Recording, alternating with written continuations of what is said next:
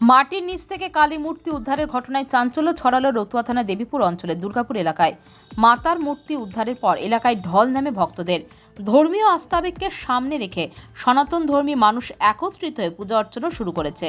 এলাকাবাসীর দাবি, মূর্তি যখন উদ্ধার হয়েছে তখন সকলে মিলে মায়ের পূজা অর্চনার মন্দির গড়ে তোলার প্রচেষ্টা চালিয়ে যাব। জনস্বাস্থ্য কারিগরি দপ্তরের পাইপলাইন বসানোর কাজ চলছে এলাকায়।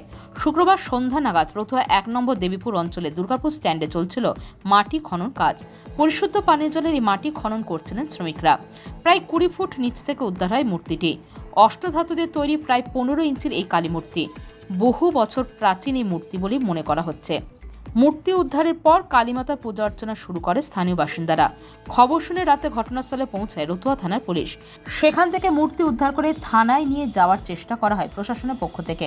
তবে স্থানীয় বাসিন্দা মূর্তি নিয়ে যেতে বাধা দেয় প্রশাসনকে।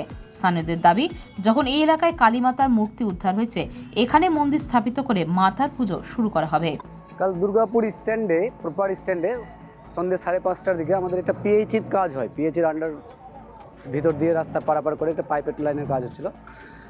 তো কাজ করতে গিয়ে প্রায় 20 ফিট নিচে ওই পিএইচির লেবাররা একটা মূর্তি পায়।